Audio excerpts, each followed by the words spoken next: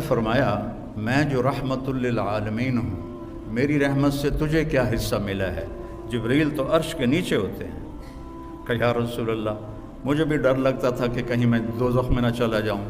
تو جب اللہ نے آپ کے قرآن میں میری تعریف کی، انہ لقول رسول کریم ذی قوت عند ذی العرش مکین مطاع ثم امین، تو اس کے بعد مجھے تسلی ہو گئی کہ میرا اللہ مجھے دوزخ میں نہیں ڈالے گا۔ آپ کی رحمت للعالمین عرش سے جا کر ٹکرا رہی ہے، عرش کے اوپر تو پھر اللہ ہے، عرش کے ساتھ جا کے ٹکرا رہی ہے۔ تو میرے نبی کی نبوت سب سے جدا، سب سے الگ، سب سے مکمل، سب سے کامل۔ ترکتکم علی محجۃ بیضاء، میں جا رہا ہوں اور ایک راستہ دے کے جا رہا ہوں جو انتہائی روشن ہے، لیلھا کنہارھا، اس میں رات آتی نہیں، دن ہی دن ہے، دن ہی دن ہے۔ روشنی میں سفر طے کرو، لا یزیغ عنہا الا ہالک۔ ہاں اگر اس میرے راستے سے ہٹ جاؤ گے ہلاک ہو جاؤ گے، برباد ہو جاؤ گے، تباہ ہو جاؤ گے۔ 7 آسمان کے فرشتے 2 دفعہ روئے ہیں انسانی تاریخ میں۔ 4000 سال پیچھے ایک 92 سال کا بوڑھا چھری چھپائے کھڑا ہے اور 6 سال کے بچے سے کہہ رہا ہے بیٹا تیرے ذبح کرنے کا حکم ہو چکا ہے، تو کیا کہتا ہے؟ اسماعیل و ابراہیم، وہ بھی میرے نبی کے گھر میں ہی قربانی ہے، باہر نہیں ہے۔ اور بیٹا کہتا ہے ابا جان جلدی کرو، دیر کیوں کرتے ہو؟ جب اللہ نے کہا تو جلدی کر۔ باپ کہتا ہے تجھے خبر بھی ہے میں کیا کہہ رہا ہوں؟ کہا ہاں مجھے خبر ہے، ذبح ہونے کی خبر ہے۔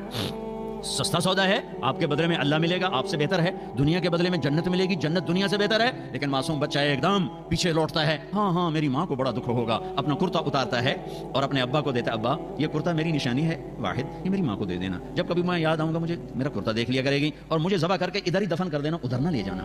اور میرا ابا میرے ہاتھ بھی باندھ دے، پاؤں بھی باندھ دے، اور میرا ماتھا زمین پہ ٹیک اور نیچے سے چھری چلا کہ کہیں تیری نظر میرے چہرے پر پڑے، تیرا ہاتھ نہ ڈول جائے۔ 92 سال کا بڈھا تو مرغی نہیں ذبح کر سکتا، بچہ ذبح کرنے والا کہاں سے آئے گا؟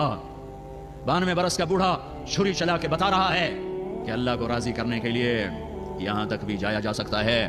یہ حرام کمائیاں کیا چیز ہیں، یہ جھوٹے سودے کیا چیز ہیں۔ ہاتھ باندھے، پاؤں باندھے، زمین پہ لٹایا اور اپنا گھٹنا ان کی رکھا کمر پر جیسے کسائی رکھتے ہیں، اور سر کے بال پکڑے اور یوں اونچا کیا، تھوڑا سر اونچا کیا، ایک ہاتھ میں چھری تھی ایک ہاتھ میں بال تھے، اور یوں آسمان کو دیکھا اور کہا اے میرے رب، کیا تو مجھ سے ناراض ہو گیا ہے کہ میرے دل میں اسماعیل کی محبت نے جگہ پکڑ لی ہے؟ کیا تو مجھ سے ناراض ہو گیا؟ نہیں نہیں نہیں نہیں نہیں، یہ دیکھ تیرے سوا یہاں کچھ نہیں ہے، اور اگر ناراض نہیں میرا امتحان لینا چاہتا ہے تو میں تیرے نام پہ ہزاروں اسماعیل قربان کر دوں۔ ان کلمات کو سن کر 7 آسمان کے فرشتے چیخ اٹھے۔ ان کو تو نہیں پتا کہ کیا ہونے والا ہے، نہ ابراہیم و اسماعیل کو پتا کہ صرف ایک اللہ جانتا کہ میں کیا کرنے والا ہوں، اور کیوں بال پکڑے اور چھری چلائی ہے۔ واہ واہ واہ واہ واہ، یہ چھری تمہارے حرام کاروبار پہ چلی ہے، میرے تمہارے جھوٹ پر چلی ہے، میرے تمہاری ہیرا پھیری پر چلی، یہ اسماعیل کی گردن پہ نہیں چلی، آنے والی نسلوں کے لیے چلی ہے کہ ہم اللہ کے لیے یہاں تک جا سکتے۔ اللہ نے چھری کو روک ہی دیا، اس نے کاٹا ہی نہیں۔ چھری کیا کرتی ہے، اوپر والا روک دے، نہیں چلی، پھر چلائی نہیں چلی، پھر چلائی نہیں چلی، تو پھر کہتا ہے یا اللہ تو چلتی نہیں ہوں جاندی کر، نہیں، اٹھے اور جا کے پتھر پہ چھری کو تیز کیا، پھر آئے ہیں۔